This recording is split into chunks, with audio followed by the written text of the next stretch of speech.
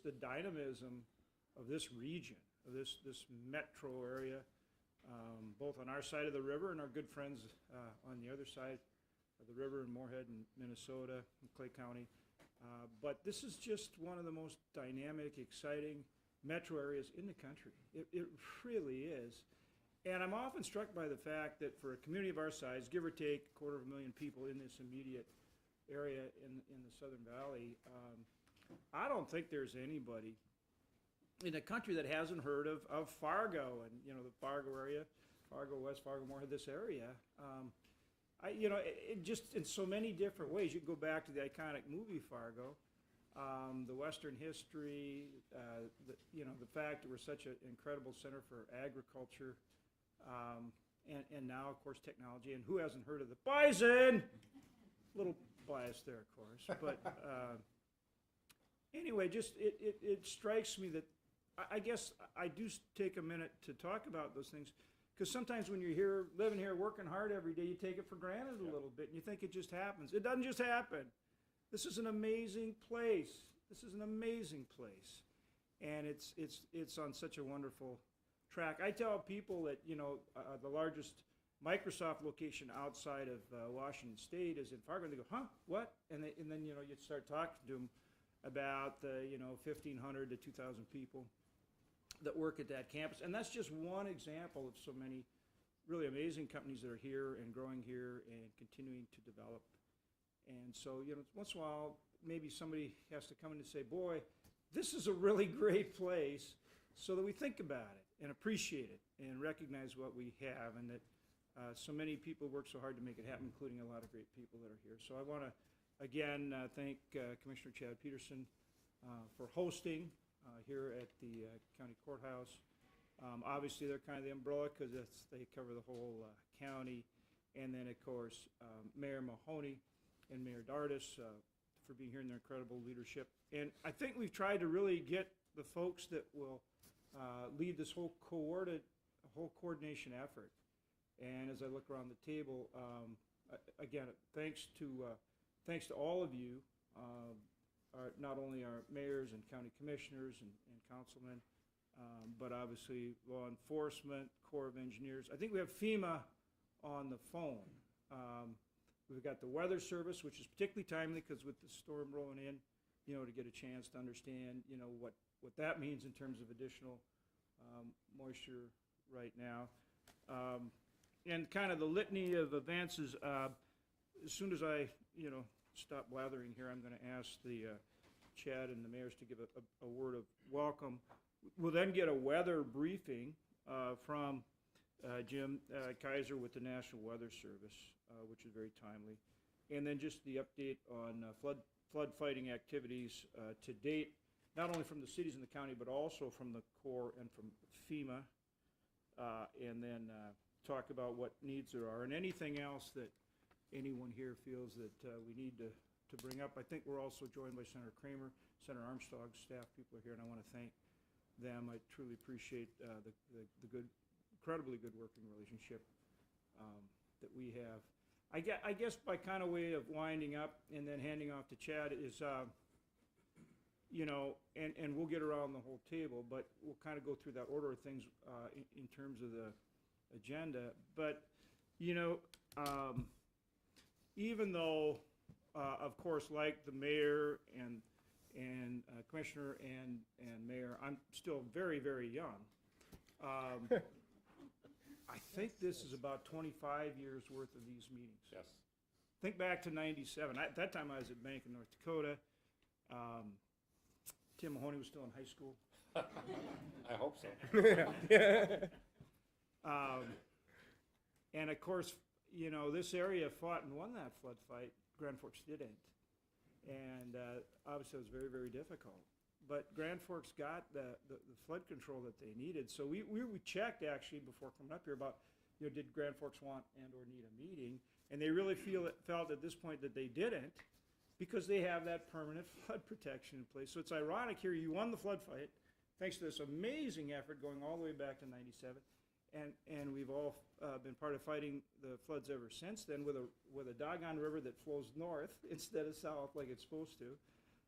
into the snow and ice, and of course this flat area, which means we're gonna flood, period. We're gonna flood, not every year, but a lot of years. And winning those fights with incredible effort and millions of sandbags. This year, hopefully, it will just be maybe thousands of sandbags. And then, it's kind of a significant, it's a very significant weekend that you just opened up the control structure for the Cheyenne diversion. Huge milestone. And hopefully by the spring of 27, right? We might have a meeting, but it'll be just to talk about that permanent flood protection and not sandbagging or any emergency efforts, which, if you think about it, is incredible. Incredible that a more than $3 billion project, multi-community, multi-county, multi-state project, first of its kind in the nation, first P3 with WIFIA project will be completed that fast. And it's taken a lot of work, but it's really incredibly fast when you think of a project of that magnitude. And you see why it's so important as we sit here this year, and maybe to kind of, emphasize that, the Corps of Engineers are having their national meeting up here, Jessica, it's like May 9th. May 9th, not only the chief of the Corps of Engineers, but all their general officers. So these are all general officers of the Corps from the entire United States will be here. And they're coming here to see this project. What does that tell you? When they bring every single person in charge over the whole country, their whole general officer corps, and they're going to be here for like 3 days to see this project. That tells you this is the kind of project they want to do around the country. And not only will it be the first one of its kind, the first one completed, but to actually have that done by the spring of 27 in operation, it's incredible. So really important, but I think today reminds us of why that is so very important. And so very important that we get it done sooner versus later. Right, Commissioner? Senator, thank you. Welcome to the Cass County Courthouse. Glad to have you here. Welcome to everyone who is here right now. I see a couple faces I haven't seen for a while. Look at Mr. Scott in the corner. I haven't seen you for a long time, brother. I'm going to leapfrog off a couple things you said, Senator. My brother's retired Lieutenant Colonel Air Force. Actually wound up highly decorated pilot, test pilot, and wound up in the Army Rangers for a while. Did they let him wear a beard like that? They did not, Senator. They did not. We're adopted, so he's got that for clearance regarding the differential of intelligence between the two of us. But he was stationed over as a Ranger. He was stationed over in Bosnia, Croatia by President Clinton, and part of that was a designation with the British SAS. And what the Brits did is they took over one of the hotels, shot up pretty well. Not many windows or doors, nothing of value left in it. But they set up, the Brits, as they do, they set up a pub inside where the old restaurant was. And one of the SAS commanders, wanting to bring home as much as he could, they had movie nights. And he learned that there was somebody from Fargo, North Dakota, a major in the United States Army Rangers, and the movie was Fargo. Well, of course. What better introduction to the movie than having a British or an American major come and introduce it? My brother eventually wound up down at Warner Robins Air Force Base, just south of Georgia. Mm-hmm. And one of his good friends down there was from New Orleans. New Orleans in 2005, I believe, got hit by Katrina. His parents still lived there at the time. And one of the stories he shared with my brother was he watched as his city burned, as the residents of his town shot at first responders because of the failure of local government. That's us, local government. We had a little event here in 2009. There was some water running through town. My brother's friend watched.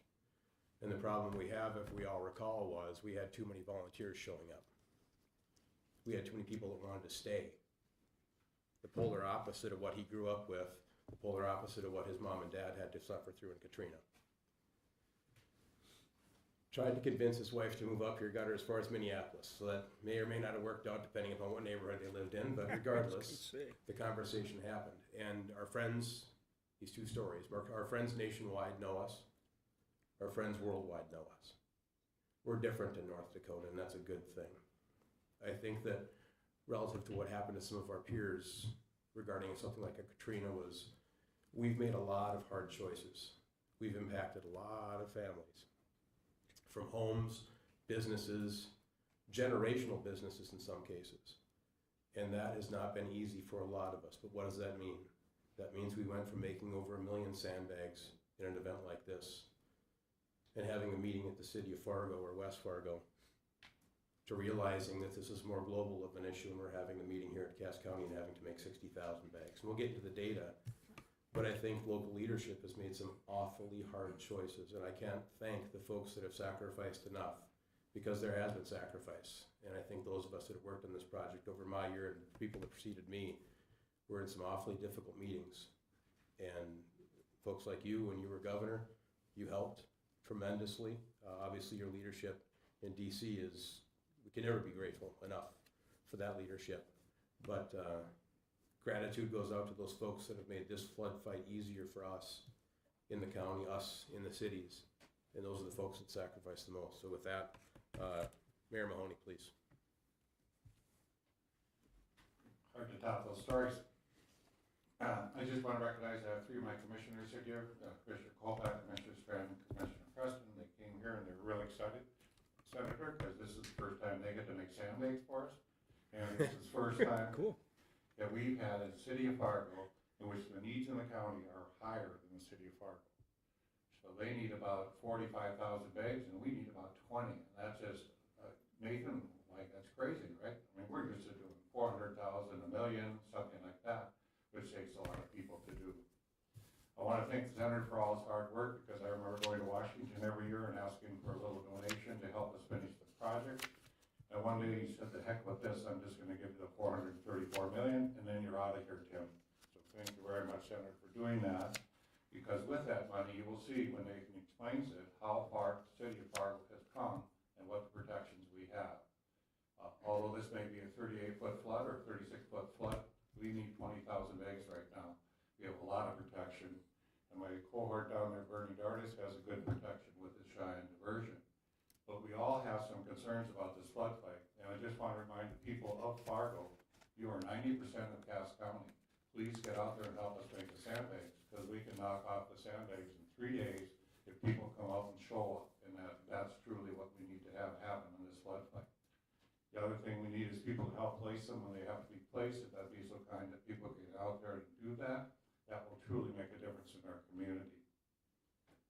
I wanted to just say it was fun. Wild Rice Inlet was open this week, and it was a joy to see that thing finally open. You see all that concrete, you see all the things done, but that's first step. And when you see first step, you know at some point we'll be just like Grand Forks, in which they have a flood coming, but they don't need the senator to stop by because it's uneventful. It's not a big event there, right? They're not going to have moving water or people or houses threatened. Right. And I love going through Grand Forks now because it is protected. And in 2 years, we will be protected by 26. We should be able to fight a flood in 27. That's truly what we're going to be prepared to do. Corps to say we're on time and under budget, I think. Isn't that right, Kevin? Yes, sir. We are under budget, and we are doing a project that is one of the most unique projects in the United States. The Corps has never done this, as they're building a project in less than 7 years, and they normally take 18 years. And what happened is they saved so much money in doing that, that it's one of those things that we'll look at going on into the future to do. And we're proud to be part of this, and we're proud we could pivot and turn and look at the P3 project and make it work. For those of you who haven't been north of the city, you will see a big ditch going in, and this summer you'll begin to see that ditch come across 29. I think people will get a better idea of the breadth of this project and how big that ditch is. It is truly big. Some of us call it Walliker's ditch just because Denny loved to fight floods, but it's a gorgeous ditch. So I just ask all the people that are listening or going on in the community, we need help. It doesn't seem like much, 70,000. It takes a great deal of effort to get to there. It would be nice if we had too many volunteers at the site, because then we could truly say we'll be able to be on time and finish our sandbags on time. Thank you very much, Senator, for coming by. That might be a good quote. It's a gorgeous ditch. I hadn't heard that before. certainly applies. It is. And I saw the Corps member who was in charge of it when the control structure opened up and the water started going through, he was tearing up, which I thought, well, that's nice. I mean, when people are that committed to what they're doing and then he talked about how it's going to be there forever. So I mean, he's feeling it. You're going to cry like a baby. I tell you what, when this thing, we cut the official ribbon. I mean, you're just going to drop to the ground and cry. I know you are. You're an Irishman. You can't help it. It might have been that icy rain that was in his eyes. Yeah. All I'm saying is I loved it. It just shows how people care and how committed they are. I mean, that's something special. Just like when you're talking about your brother. Yes, sir.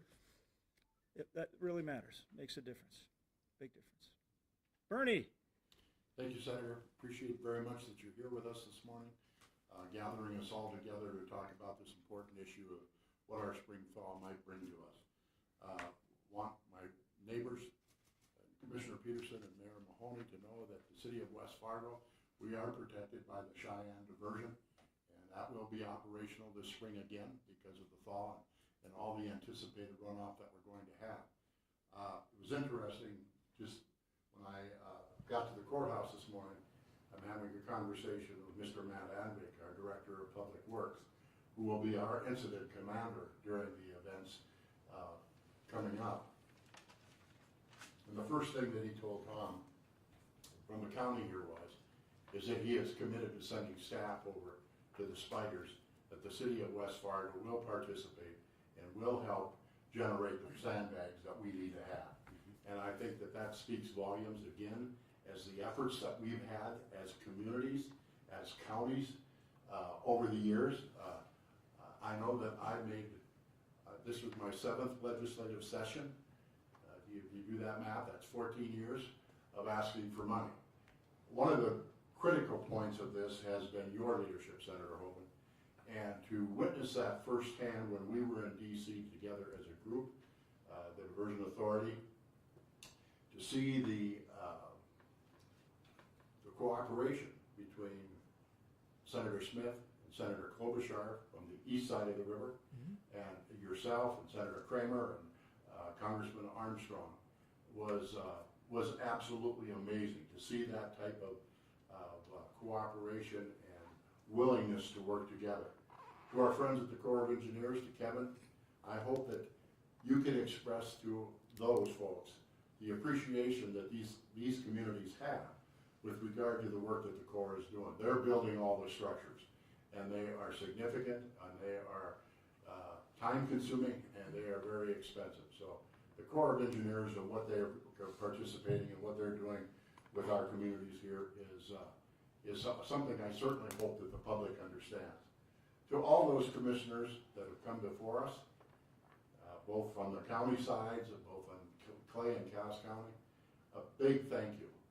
To the Dennis Wallachers of the world for what he did. The Tony Grinbergs, he was in the state senate, then a city commissioner, and now a county commissioner. Ongoing support that we have never wavered. The engineering teams that we have from all of the cities, Dr. Zimmerman and Nathan and Dustin. It's been absolutely amazing when you see that they have the type of meetings that they have as to how we can get to the points that we need to be. Chad did a great thing when he mentioned the producers. This has been a very difficult process. There are people that have made some significant sacrifices, and we are forever grateful for their understanding and how we move forward with that. So with that, on behalf of the City of West Fargo, again, Senator, we're very welcome. We welcome you, and we're glad that you're here, and thank you for your leadership. It is greatly appreciated. Thanks, Bernie. Thanks for being here, and thanks for your strong leadership at West Fargo, and of course, as you said, participating in the greater effort. We just had the Corps in my office. Was it last week? Yeah, and we appreciate our uniform guys so much. I mean, not only for their work as engineers, but for strapping on the uniform and protecting us. But right along with them are folks like Kevin, who the leadership goes through these positions every 2 to 4 years. Guys like Kevin stay there, which creates an incredible continuity, and that's really important. It's really important when you're looking at a massive project like this one, but also really important in terms of having that institutional memory for the flood fight. So I guess any opening comments on behalf of the Corps that you have to. Sir, just really quick. First of all, on behalf of Colonel Swinson, it's great to be invited here. Kind of impressed with the distinguished group of folks I'm sent with. They've been, we've been a partner with this for many, many years through flood fighting, and now we're getting permanent protection in. One of the things that happens on a regular basis is our Corps headquarters monitors flooding throughout the country, and they all of a sudden see gauges show up red, and they get concerned about the Red River Valley. We continue to remind them that the city of Fargo has come a long ways over even the last 5 years for protection, and then they continue to get better. So it's exciting to be part of this partnership. I would like you to know that we do have about 250,000 sandbags stockpiled at Orwell Dam. Of course, they are empty, so we don't want to take the filling of them away from the citizens of Fargo and West Fargo, but we do have extra sandbags should you need them. That's good.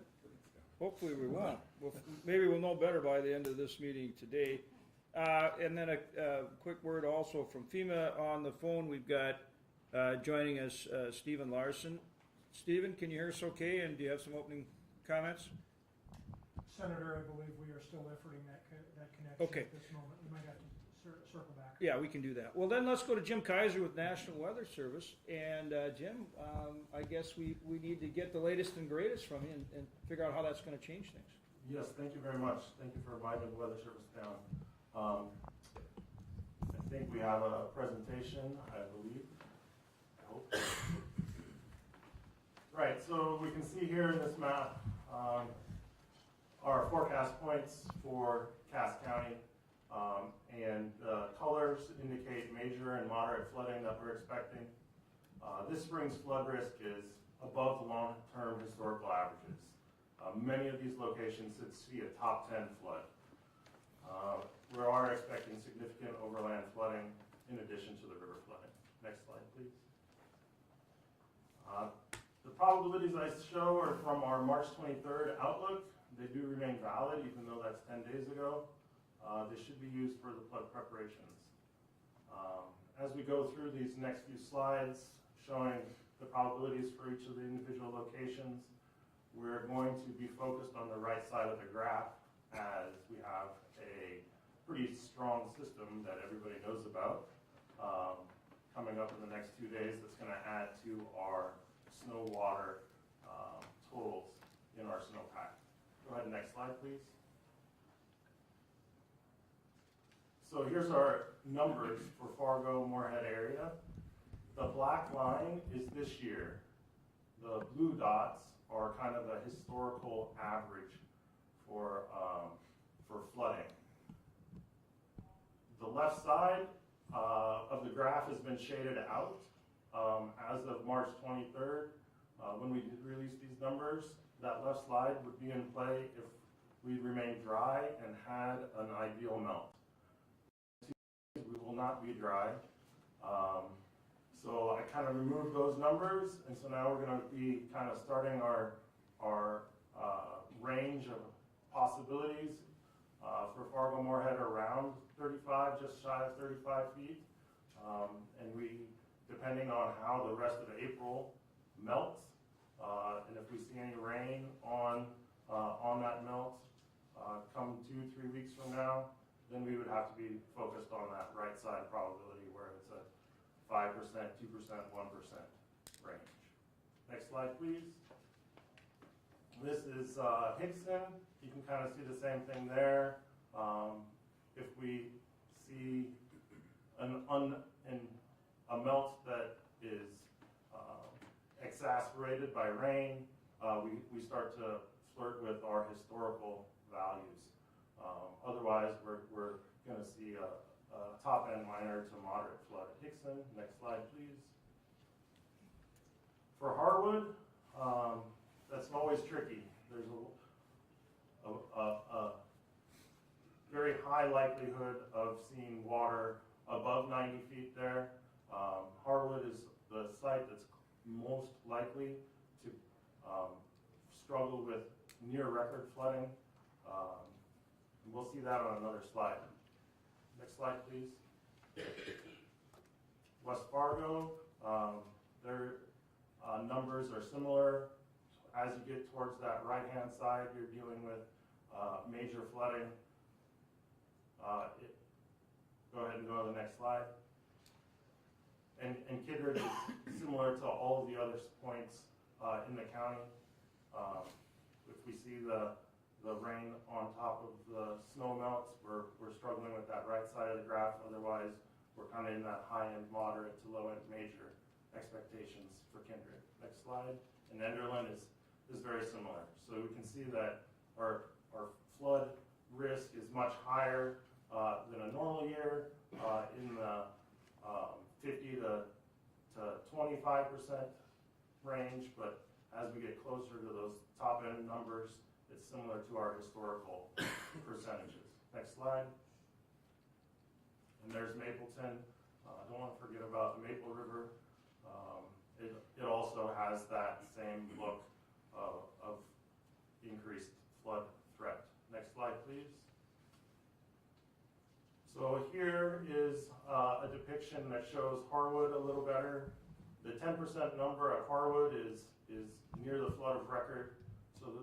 And also Mapleton has a 5% chance of a flood of record. Other than that, you can see the Fargo numbers there, 25% chance of 36.5 feet or so, 10% chance of 37.8, and a 5% chance of 38.6. And a 5% number is similar to what we fought in 2011. So that's kind of where we may be looking at based on this next system and how much water we're dealing with in the snow. Next slide, please. So speaking of the next system, this is the potential for 12 inches or more. In the Southern Valley, we're dealing with 50 to 80, 85% chance of seeing 12 inches or more. This has been pretty consistent. If you've been paying attention over the weekend, this graphic that we've been pushing out hasn't budged much. There's been a slight drift to the west, to the north, but again, 12 inches of snow is expected, with snow beginning tomorrow morning, continuing through the day, into the overnight, into Wednesday, finally tapering off. We do have winds coming with this storm. Our wind gusts could be 50, 55, maybe some 60 mile an hour gusts. So we're talking really big drifts, heavy wet snow, a long time for recovery. And this is kind of the floor. Like you could see more. If you go to the next slide, this is our potential for 18 inches. So we have a 44% chance or so of 18 inches in Fargo, a little less as we go to the south and to the east. But this is a big system. This has a lot of water in it. And it's been consistent. So this footprint looks like it hasn't moved much. And we're pretty sold on these values. If you go to the next slide, please. So what does that mean with a temperature and precipitation outlook after this week? We're going to continue to see those below normal temperatures. Any widespread snowmelt, any sort of runoff getting into the rivers is not expected to begin until at least April 10th, if not later. We can see that the latter half of the month still has a below normal temperature signal. Whether or not that's a wet period or a dry period or a normal period, it's too early to say. Next slide, please.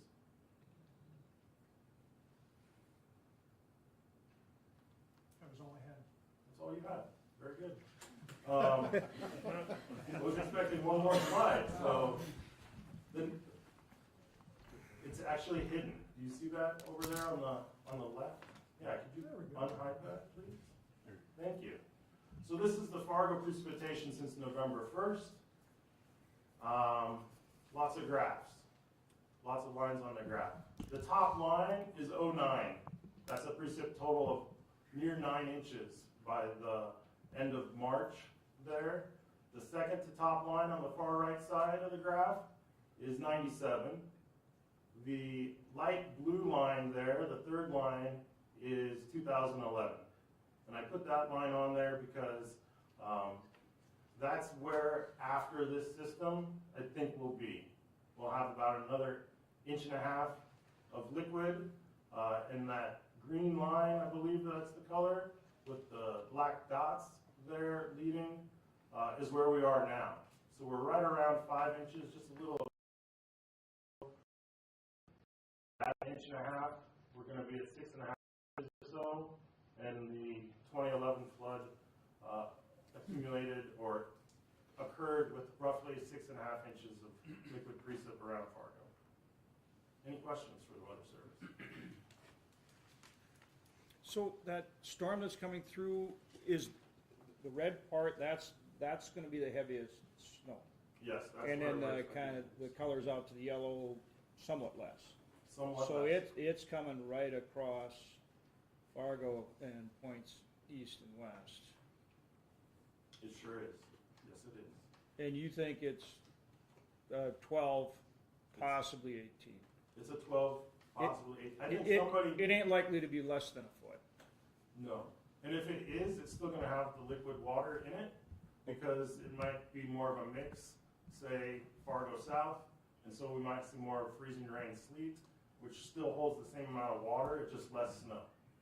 And then if it rains, of course, afterwards, then that, with a faster snow melt, that creates a bigger problem. But you're saying it looks like less rain over the next month or so than average. So after this system, we are quiet for 10 days. There's no snow in the forecast, no rain in the forecast. After 10 days, I would not trust that it's going to be quiet, given the pattern that has entrenched itself this winter and spring. But we are letting go of the winter signal. Finally, right? We saw a reprieve finally this weekend, first 40-degree day since November, whatever it was. Second longest period of time on record for Fargo that we've had 40 degrees or less. Everybody saw what a reprieve looks like. This weekend, the snow piles did shrink just from one 40-degree day. There is not a ton of water in our snow right now. Like I said, we've had roughly 5 inches of precip with our snow this winter season, and that isn't top 10, top 20. But after this event, tomorrow into Wednesday, then we start to get close to top 10 on the amount of precipitation for a winter season. And then just touch for a minute the melt in terms of warmer or cooler. I was watching last night, looked like the weather would be nicer, meaning in the 30s. Yes. And if it stays there, that's good. But if it, I mean, how much does that factor in too if it gets a little warmer? Sure. We know that that the ground was really dry from last fall. It was almost record dry September, October. There's a lot of storage available. So if we can melt slowly, Senator, if we can melt slowly with that ideal melt scenario of 40, 45 during the day, 25 at night, and we kind of freeze thaw, then, and that's what it does look like, those conditions after the system, even into the weekend, we already warm up into the upper 30s, low 40s for this Easter weekend. We could do that for a week. We're going to start to see some of the black soil open up. The frost is not there this year because of that dry fall, so that ground will be able to absorb a lot of melt. The problem is after the 15th, our normals are so warm that our overnight lows are inching close to freezing, so that the latter half of the month, if we just do normal, we're staying above freezing, and we've kept that winter snowpack. So it could, or it will melt much quicker if we keep those temperatures that third week of April, and that's when it looks like the flood would get going. That's when we have to be concerned, right? That's when we're really going to be looking at any sort of rain events, because that's what's going to drive the flood from becoming top 5, top 10 higher, would be a rain on this snow pack or melt scenario. In 2 weeks, I don't know. We don't know right now. Well, we're so gonna that's the have thing is if third week in April looks at like it may be prime time, it's still a little soon to know what kind of rain or precip you'd be looking at in that stretch. That would maybe be the key variable right now in terms of magnitude of flooding. Yes. Yes, it would.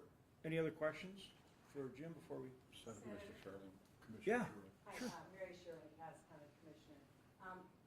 The 6.5 that you're predicting, is that included in the Fargo peak of 38.6 at this point? The 6.5. With the snow that's about to happen, the event that's about to happen, is that included in your 38.6?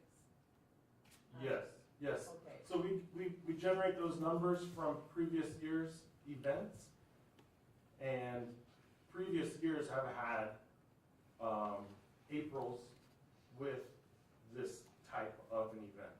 So it is included, yes. And when will you, do you have to wait until it starts flowing before you start going into the probabilistic versus deterministic?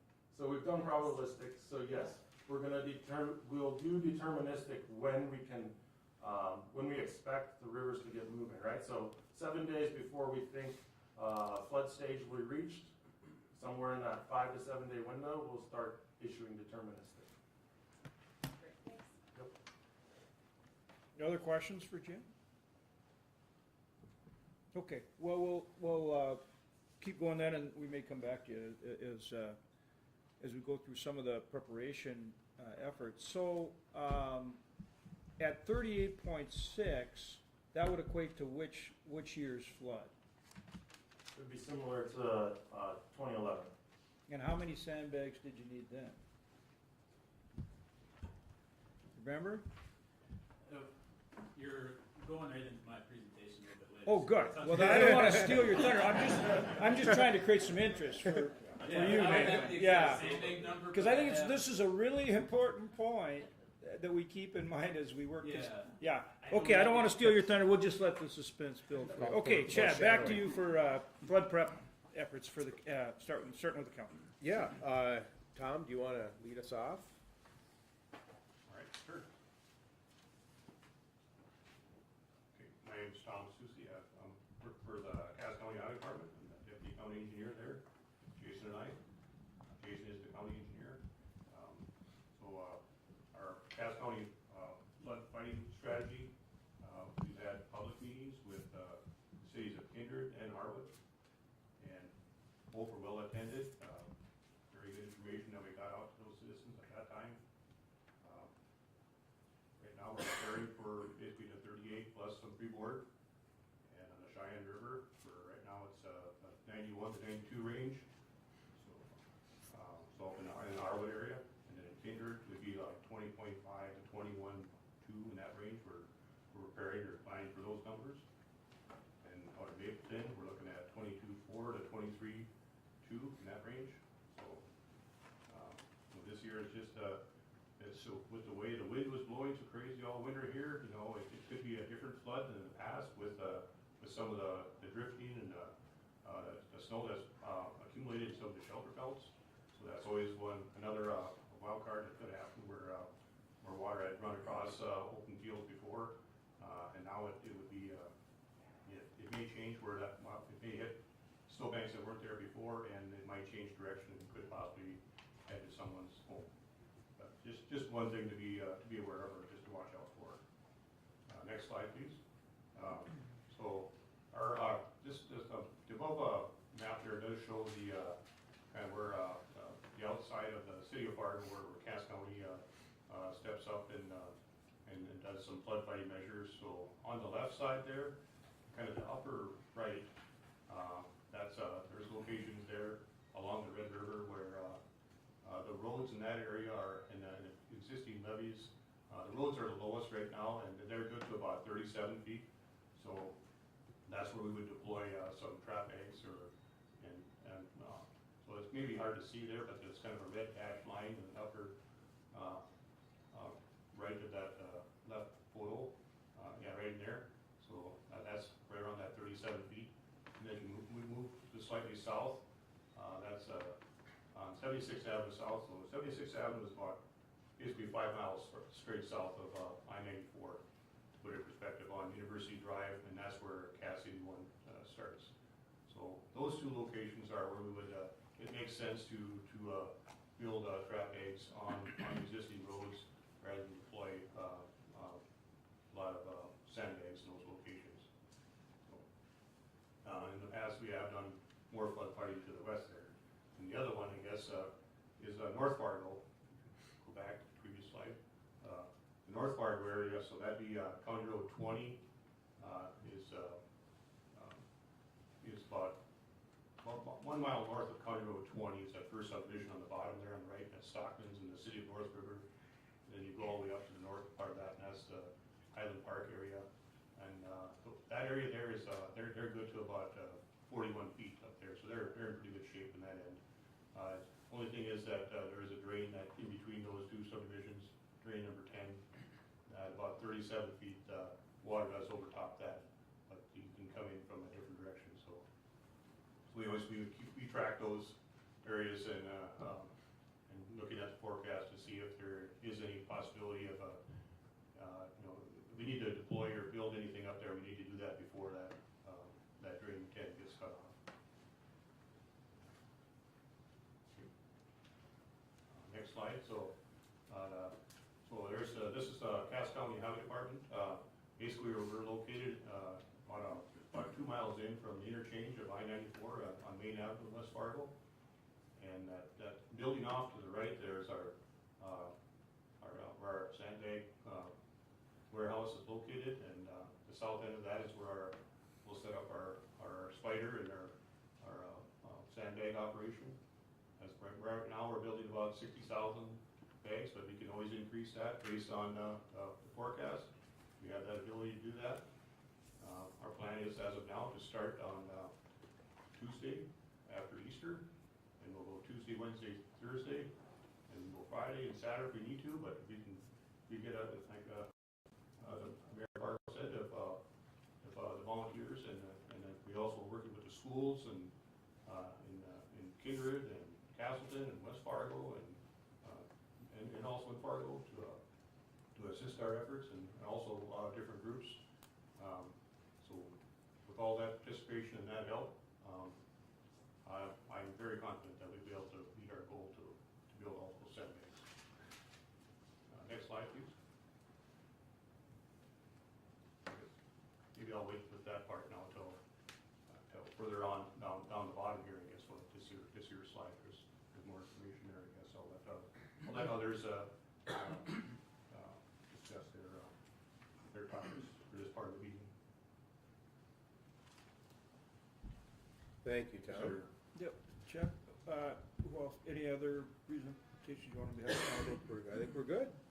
All right, Mayor Hoeven? We have Nathan to report, our long-term flood fighter. Sure. Thanks, Senator. Robert, you can go to the next slide here.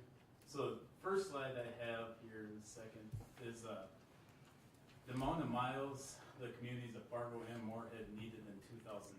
So I thought I'd describe that for a little bit of perspective of what we have had to do in the past. And I put on the theme of what Des talked about earlier. So the two communities at that point had to install roughly 70 miles of emergency measures to have that successful floodplain. And between the two communities and the county as well, there's in excess of 7 million sandbags needed for that floodplain.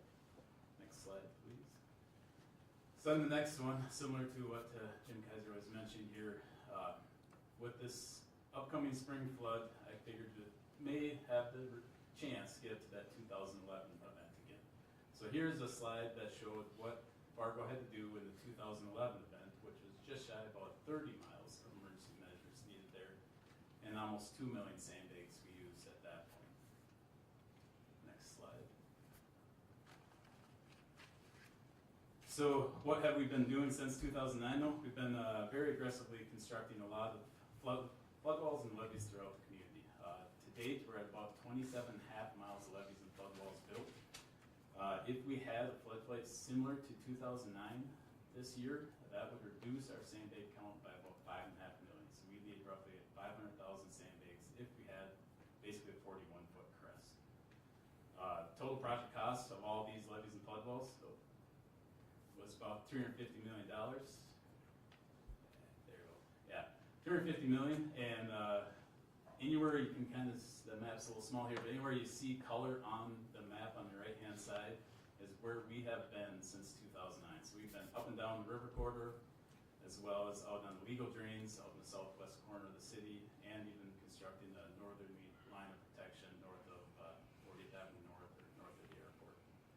And of course, all the levees that we have built in town are being built to the proper elevation that post-diversion we can accommodate that 37-foot flow through town without any emergency measures, as well as the levees that we are building have enough freeboard for a 500-year event as well, where we're staying 40 feet with the diversion in place. The other thing is the city's grown by 20% since 2009 as well, so we're going further than we had to go before. Correct, yep, absolutely. So what does this upcoming spring flood look like? So again, we have here you'll see a little bit additional than just 27.5 miles. We're about just shy of 30 miles of permanent levees and flood walls since we had a couple miles in place prior to 2009. So we'll be relying on those permanent measures or infrastructure. We have numerous removable flood walls that will be closing. I'll touch base on here a little bit, as well as 85 storm sewer lift stations throughout the city that we'll be relying on as the snow melts and the rainfall that falls, make sure that we're not flooding ourselves out from the interior as well. So going down to the bottom table there, we have 3 different scenarios that the city is currently looking at. All of them are planning for 2 feet of freeboard, so that's why you see a 39, 40, and 41 foot protection height, so that would be at top of our emergency levees. So for a 38-foot crest is what we're kind of looking at right now for planning purposes, since that's a 10% number. We need right around 2 miles of total emergency measures. So somewhere, 2011 was in between that 38, 39-foot river crest. So again, we had 30 miles of emergency levees needed for that event. If we had a similar one, we're probably falling somewhere in that 5-mile area. So significant reduction, still quite a bit of work to do, but nothing near what we had in 2011. Next, yeah, and there's 2011. So next few slides here are going into a little bit of the operations outside of the emergency flood fight. Like I mentioned, the city has 85 storm water pump stations located throughout the city. We have to rely on those anytime the river reaches a certain elevation that prevents water from just gravity flowing into the river. So at that point, our public works department will be closing all the gates down on the storm sewer, turning on all the pumps, and any water that is melting within the city or rainfall that happens, all have to be pumped, physically pumped out to the river. So we have 85 of those permanent pump stations throughout. They're a very critical component of being able to have a successful flood. And that's at what level, Nathan? We started closing those gates at 16 feet, and by the time we reach a river stage of 25 feet, we'll be in a 100% pump. So at situation. 25 feet, you have to pump all water, Yep. standing water, in the sea. Okay. And then with all the levees and flood walls we've built throughout the city, a lot of them are crossing roadways that are in place. So we have numerous removable flood walls that we'll have to install. This is a picture of one on First Avenue North, right off of 2nd Street. And most of them have to start getting installed at a river stage of 30 feet and will all be in place by 36 feet. We anticipate that all the removable flood walls that we have today will be installed this upcoming event and will have water on them. So next slide, we'll step through as a result of some of those removable flood wall closures getting put into place. This is animation slides, so. Okay. So first street that will go underwater will be I love it. 18 feet will be Elm Street. That's one that's very well known within the community of Fargo of going underwater. Next, the first bridge crossing between Fargo and Moorhead will be the 12th Avenue Bridge. That'll close at 28 feet. The next one indicates those removable flood wall closures getting installed at First Avenue North, which will result in that bridge going over to Moorhead being closed at 32 feet. 37 feet is when the bridge at 52nd Avenue off of South University will be closed. And then at 39 feet, we get looking at more of the southwest corner of this community, so Drain 27, kind of Fleet Farm area, 36th Street and 40th Avenue Bridge. And then lastly,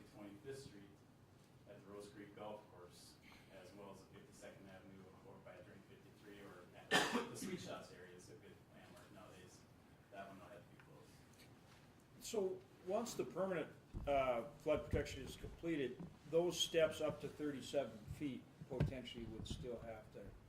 Yep, so post diversion, the same impacts that happen below 37 feet on our bridges will still occur. So it'll be the same steps up to the 37-foot threshold, right?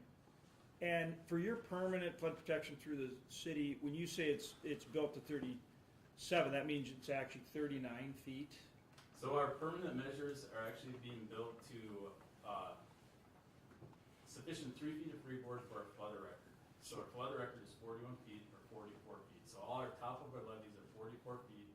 Top of flood walls are 45 feet since we can never add sandbags to the top of the clay levees. So it's 44 or 45, even though with the elevation, or with the permanent protection, the elevation would be 37. Yep, and the reason why max. the city made that decision was that we knew that we lived in a period of time where the diversion wouldn't be completed, where we still have this flooding risk. But as well as post-diversion, the diversion's being designed for a 500-year event to pass 40 feet through town. So anywhere we're building a levee or flood wall, we want to make sure that we don't have to do emergency measures on a 500-year event. So there will be other areas in the community where we won't have permanent measures up to that level. So we will have some emergency measures on a 500-year event, but with 37 feet that would Your minimum permanent protection in the city elevation would be what? So we're building levees and flood walls everywhere where that's below a river stage roughly 39.5 to 40 feet. So there will be no spot within the community that's below that level once we're done building levees. And then you're working with us on 12th Avenue Bridge. We have a study being done, that engineering study done on 12th Avenue Bridge. And later we're gonna come back and rebuild that. I think there's some federal money somewhere that you have for us to give to us to help us out with that. But I wouldn't hold it to you right now, but It's better than NDOS, you just said. NDOS, we had to get us. Okay, that's what I was wondering. So those are the steps you'd have, barring some other changes, and your permanent protection's all 39.5 to 40 elevation. Correct, yep. So post diversion, there'll be no emergency measures needed on a 100-year flood, which is 37 feet. Okay. Anything else on the Fargo are you done? discussion? We should go to West Fargo? Thank you, Senator. I'd like to introduce Mr. Dustin Scott, our Assistant City Administrator, and he and Mr. Anvik, who is our Public Works Director, is our Incident Commander. Dustin? Thank you. Good morning, everyone. Well, a much different fight for West Fargo, as you talked about while sitting here. Fortunately for us, our forefathers put in the time and effort to get us a diversion project. So, and fun fact, the first operational year was in 1993, so this is the 30th anniversary, the first year that the Cheyenne Diversion Project was in operation. So, we've been afforded the opportunity to have basically a well-functioning machine. We get, the keys were turned over to us, and so unlike Fargo and the county, where we're putting temporary levees and putting up sandbags, we have a much different effort than, as Bernie alluded to earlier, our incident command is going to be our Public Works Director, Matt Anvik, so I will turn it over to him to get an update on where our operations sit. Thanks. Right now, we're just kind of doing normal operations that we do. We're just, coordinating with the county and Southeast Gas, making sure that we're helping them out with doing the sandbags, and then with the operation diversion, we're making sure everything is on schedule and maintenance. And a lot of it is just making sure that we're ready to go when the snow melts. We're, basically having everything staged and in place right now, and just kind of waiting on the weather to, when we have to put the stops in, close the gates to the river. And so we're just kind of, basically all our maintenance and making sure everything's ready to go by the time that the snow starts melting.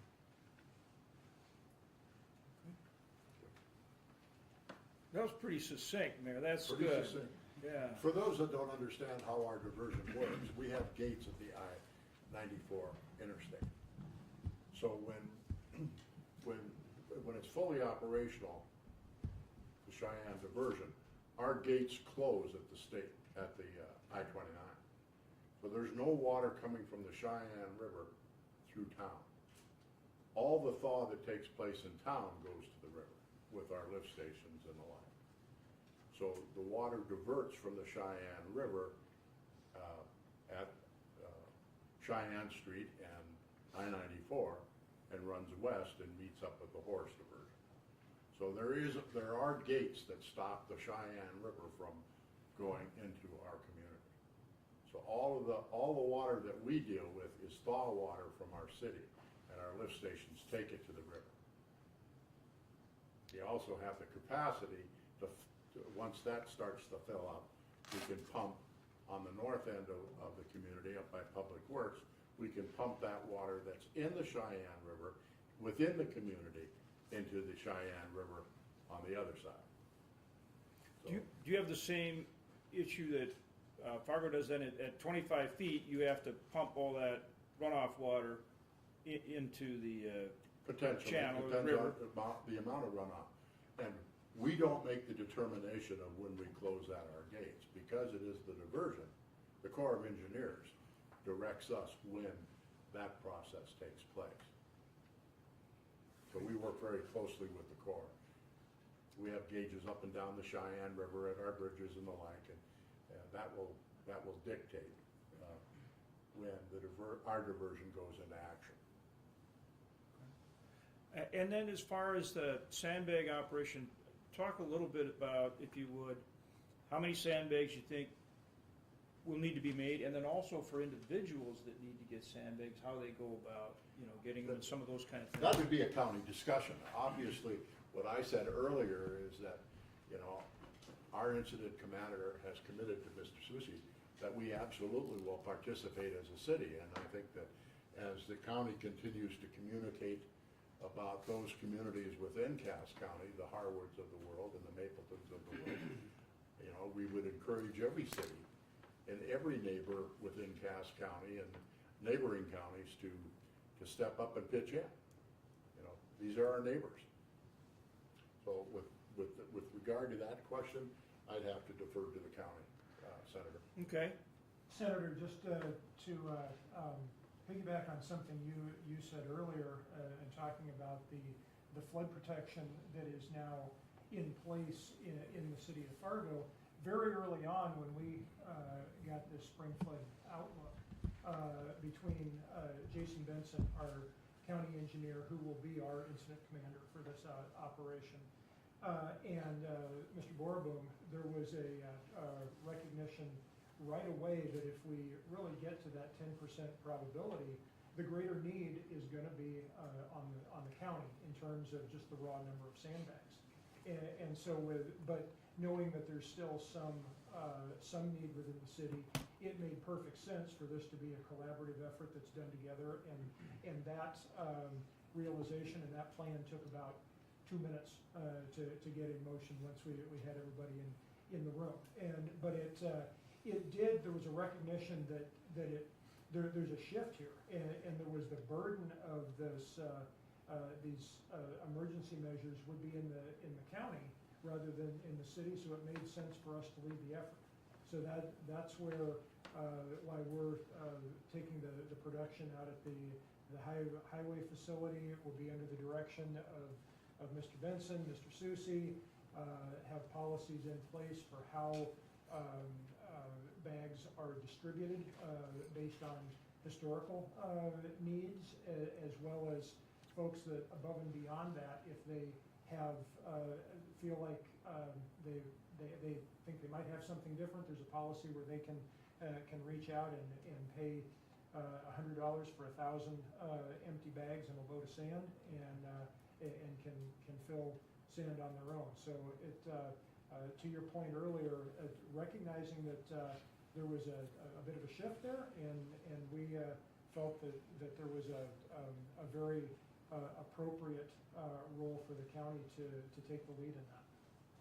So just talk for a minute about, okay, how do you communicate when the call goes out for volunteers to make sandbags, how homeowners who do need sand and bags go about getting it, and just how you're going to communicate and coordinate that so they anticipate accordingly. Sure, and again, based on the spring outlook that we got on the 23rd from the National Weather Service, Tom and Jason just immediately go to that 10% probability and say this is what we need to plan on. And so with that particularly with that level of the red through Fargo, they made some pretty quick determinations of how many are needed, what are going to be the first areas that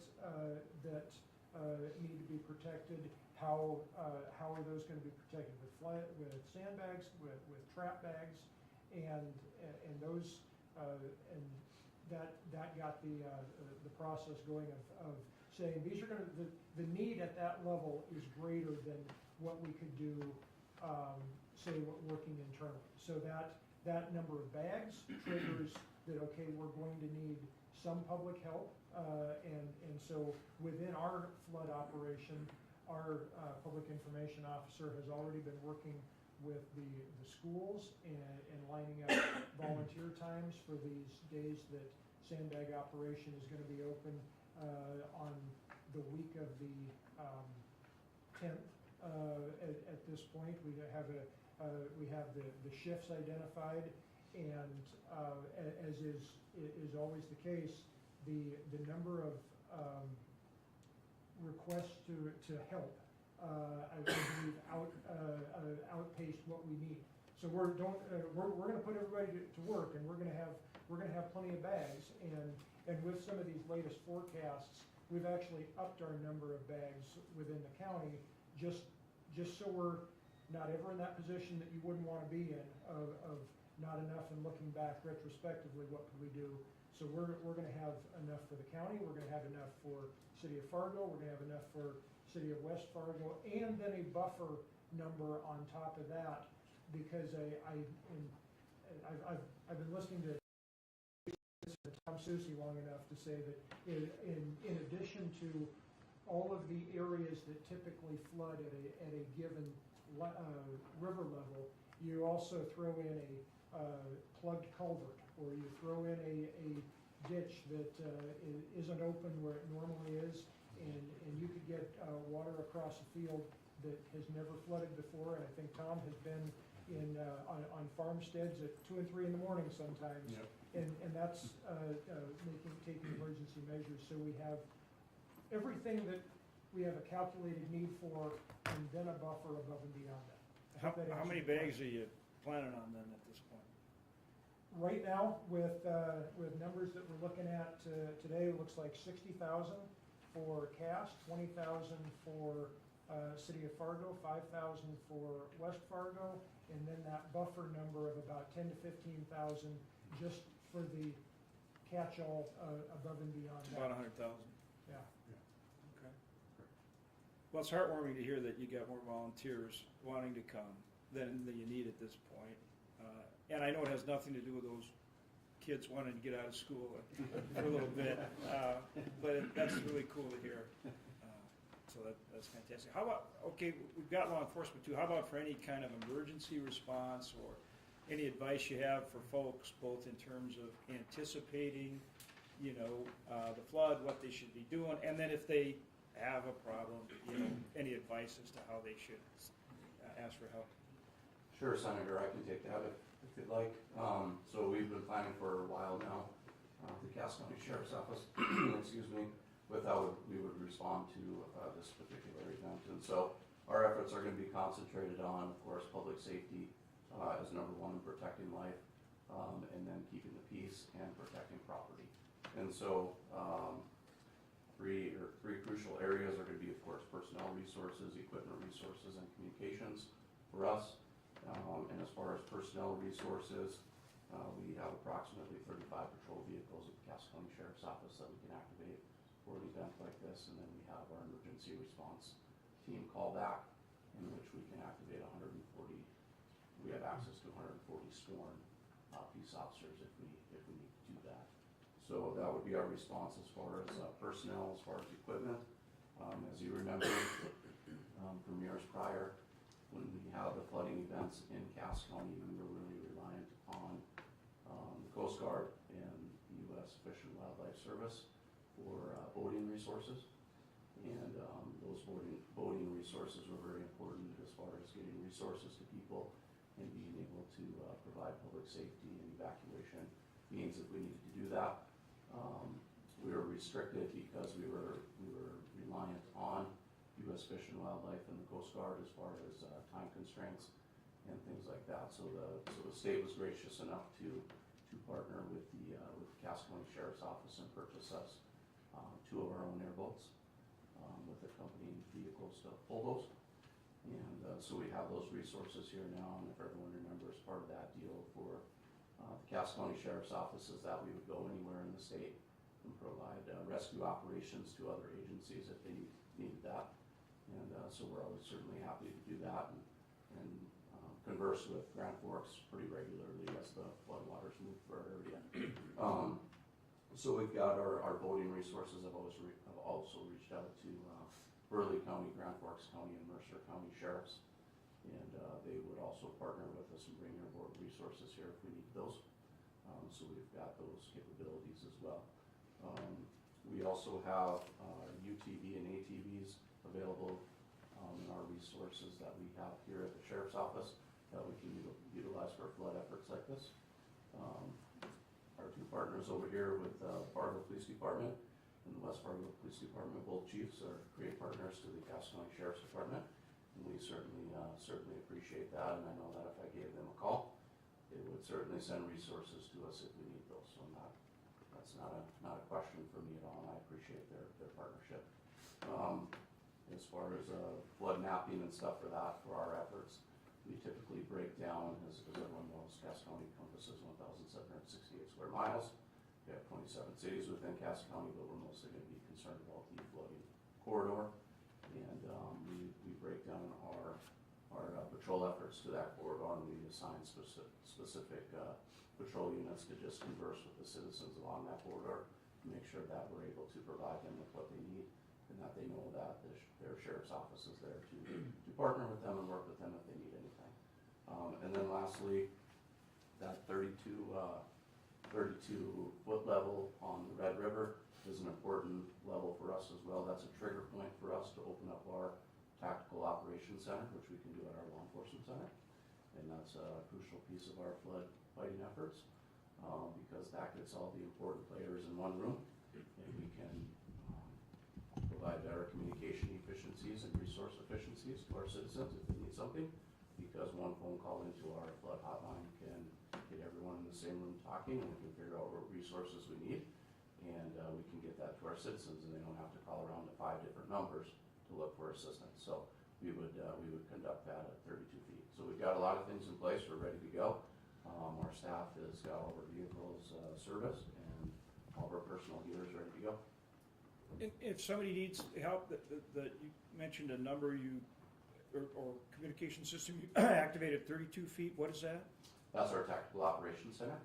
Okay. Yep, our TOC. But then if somebody needs help, is there a different number they call or a different process they go through? So we already have our flood hotline open, and that's 241-5800 for our news outlet, our media folks that are in here, is 241-8000, 241-8000. And that's our flood hotline, and that call will answer all questions for them right now until we open up that Tactical Operations Center. And if they go to the Cass County Sheriff's website, that's right there for them if they need to get that number. Yep, it would be on there as well. Okay, great. Chief?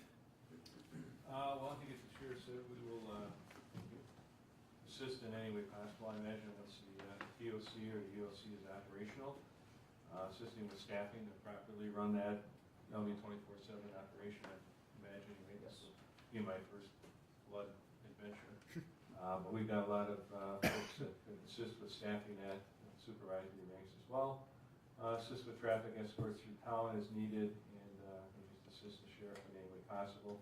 Our communications team will also put out public service announcements in the same fashion, likely directing the calls to one number, so we've got that kind of covered unless there's an immediate emergency in the city. So if they're in the city, they can call that same number? I think if it's flood-related resources, I would suggest doing that so there's continuity. And then regular calls for service, emergency related, if someone's trapped, obviously our city folks would respond to that. Thank you. Good morning. Same response, I guess, as Chief Cebulski and Sheriff John are with the, I guess, a low-level anticipation of things happening in the City of West Fargo. we're going to be a great mutual aid partner like we always are with everything from the City of West Fargo. So in addition to helping out Matt Anvick and his folks being, I guess, eyes on 24/7 in the City of West Fargo, whether it's patrol needs, taking care of critical infrastructure that is either in Fargo, West Fargo, or up in the county, wherever we're supply some extra support for whoever needs it. So we are prepared as well in West Fargo. Great. See, just one quick question, because I'm seeing this around the country, is a lot of the law enforcement agencies are understaffed. They're not filling their slots, and they're really short of people. So when you have a situation like this, they're challenged because they don't have the people in the slots to get How are we doing here? Are we in pretty good shape as far as filling our slots for law enforcement at the county and the city levels? Sure, Senator Hoeven. Cass County Sheriff's Office is doing better than we were a year ago. We were down approximately 26 people. Our total amount of staff that we have at the Sheriff's Office is approximately 235. And we were down 26.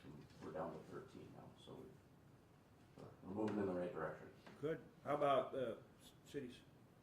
The City of West Fargo, we're nearly fully staffed. We're looking at filling positions that were approved by the City Commission for 2023, but we're nearly full staff, so we're doing really well. Great. I would say we are in alignment across the board with what you're seeing nationally as well in terms of staffing. We've made significant improvements in the last year. We've got 186 authorized sworn. We're at about 173 right now, and we also have a scheduling system that allows, we basically have half of those sworn personnel available on any given day to assist, while the other half are out on the street. So I think that helps with our ability to assist as well. Once again, something we can't take for granted is getting these great people into these law enforcement slots. I don't know if you saw, but the city of San Francisco is now looking at potentially asking for National Guard help because they're so deficient in terms of their law enforcement. So you realize how important this. I mean, it's important every day. It's particularly important when you face a challenge, be it flooding or whatever. So we need to be mindful of that. But it sounds like you're doing well, but we need to help support that effort. Absolutely. Well, we'll kind of wrap up here. I'll go back to our weather service guy, Jim Kaiser, and kind of now that you've listened to everything, any other thoughts, in terms of weather or things that we should be aware of? No other thoughts in terms of weather. We've been chatting all winter with city engineer, county engineer folks. We're working hand in hand with them. Nathan's chatting with myself or the hydrologist in the office, the River Forecast Center in Minneapolis, that helps run these probabilistic numbers, that helps issue the flood forecasts. So we'll continue to maintain that partnership with questions. And I picked up some information this morning with the frost depths are pretty shallow, and equipment's been able to dig, and it's pretty muddy out there. So we're already seeing some infiltration potential available. Yeah. And I think it's really important we're talking about this stuff because we get 18 inches of heavy wet snow. People are going to be a little stressed. And so, and rightly so, it's been a long winter. So it's important that we're out there, explaining to folks what's going to happen, that the preparations are being made, and who they contact if they have a concern or need some help, both now and as we go forward into the peak time. Kevin, Core. Sure. Thanks, sir. I just want to say that, the Corps works with cities, communities, counties across the nation for flooding. And the level of cooperation between the communities, whether it's just North Dakota or across as I think Chad said, to the east of the river in Minnesota, that's impressive. That's not something you see throughout the nation. And that's why Lieutenant General Spellman is bringing the senior leadership up here, because he's very impressed by that. So that's kudos to everybody here. I do want to say that on the 22nd of March, Colonel Swenson signed a disaster declaration for flooding. What that does is it provides us the authority to release technical advisors to communities and to counties and that as you need them. We have Virginia Vergaro and her staff that's local here. They live in the community, so they take flooding very seriously. She'll be it for this area. As I mentioned, we have 250,000 sandbags that are empty down in Orwell Dam that are available should they be needed. We have poly sheeting as well as pumps, a few dozen pumps ranging from 4-inch to 16-inch. And that's all available under that disaster declaration under Public Law 8499. And that comes to communities free of charge. When you stand up your EOCs, we will have personnel in those, so you're not looking around for where the core is. And so that comes all under that declaration. Independent of that, we've been drawing down the reservoirs, Orwell, Traverse, Ashtabula, to accommodate the spring runoff. That's in the works. And as Mayor Dardis referred to, we work different models along here, and we have control manuals that we have tested through the years. And so we're coordinating with communities on releases, really to take into account of the variables and really minimize the impact of what the flows are. And so we'll continue to do that. And we're from the federal government. We're here to help. Okay, before I go to wrap up with the mayors and Chad Houston, Tony, anyone else, again, the city commissioners that are here, county commissioners, thank you so much for being here, for your leadership. Anything that you want to add? No? Okay, I want to make sure. Tony, anything else? We haven't missed anything? Okay, Bernie? Well, the one thing I'd like to talk about is just that, the way the Cheyenne River serpentines through our communities and through the homeowners, whether you're in Horace or you're in Fargo or you're in West Fargo, if you see something different on your river this spring with the water being particularly high, a lot of them have their own levees, if you will, that earthen dikes that they've put in themselves to give them some freeboard or to give them some security. So we'd ask the citizens to be ever present and diligent and to continue to monitor your own backyards as well. An ice jam at one of the rivers, at one of the crossings, can create a rise of 3 to 4 or 5 feet in a very short period of time. So as we get into the thaw, we encourage that our public continue to monitor their own backyards as well. And obviously call us if you need some help. Thank you. Thanks, Mayor. Mayor Mahoney? Once again, a great community. We stretch across the river. We have 2 states, 2 counties. We have cities throughout the area that can help. And sometimes people take for granted what we're up against. We're up against maybe one of the top 10 floods. Again, here we go. And we just need to always work together, and let's make the statement that too many people showed up or too many people came, because that shows the community cares. And in 2009, Senator and I were sitting there, and a news crew came in. We peaked on Saturday. The news crew left on Friday because they thought, this is a community you will never lose a flood fight. And they were very convinced with the outcome of all the people and people coming out and people doing the things they need to do. Again, you see that demonstrated this morning. Everybody's going to work together, do the things they need to do, and get through another successful flood fight. So I just would ask people, don't assume that this isn't something small. This is something we need to prepare for. Now we're up to 100,000 bags. You walked in the room, we went from 70,000 to 100,000 Senator. So I don't know what that's about. You're bringing more snow to me or something. I don't know. But that's what speaks to this community is people stand up, and this is what we need to do. Thank you. Thanks, Mayor. Chairman Peterson. Senator Hoeven, thank you for being here. Thank you for your concern as always. I know you've always paid attention to your home state holistically, and we are so grateful for the attention being paid to the Red River Valley. To our friends with cameras and pens, thank you for being here. You are the ones that convey the message out to the population at large. We can do our best, but without you, we're helpless. North Dakotans are really bad about bragging about how good we are at things. We're also bad about bragging about how different we are. And there are tens of thousands of people who have never seen an event like this. We're very blessed to have an extremely aggressively growing community. And with that comes new faces, and those new faces are hearing a lot of scary things right now. Know that we are good at this. We are good at fighting floods. We grew up throwing sandbags. We're getting better every year in terms of preparation, what we need to do. And the other thing we're bad as North Dakota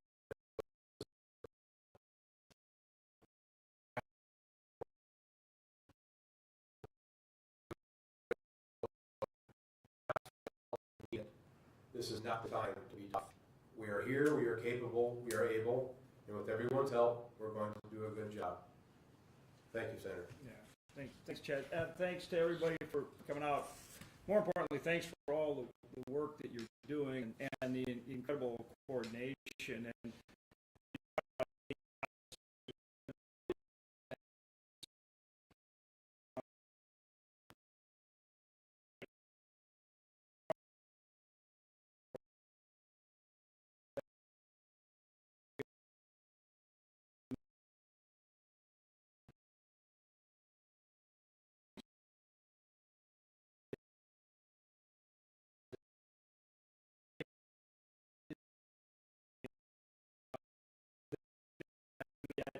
a lot more moisture here. And so for a lot of folks, you know, because of the steps that have been taken, they're going to be fine.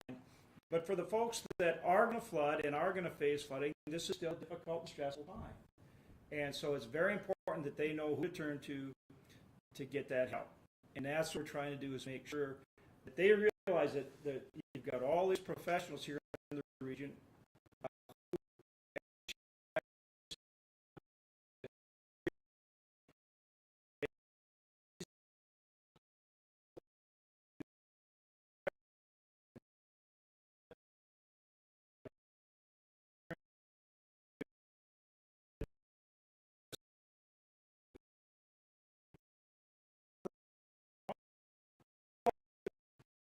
And it is very stressful, and then you're always kind of trying to say, well, okay, should I be preparing? How should I be preparing? What should I do? And there are folks in that situation, and we want to make sure that we get that word out to them, and we get them whatever assistance they have and they need to try to, not only make sure they take care of themselves, their families, and their property, but mitigate all that stress that goes with it. So thanks to all of you for the great work you do. Really appreciate it. And have a great Easter. All right. Thank you, Robert, for your hospitality. Thanks. Yeah. Absolutely. Yeah.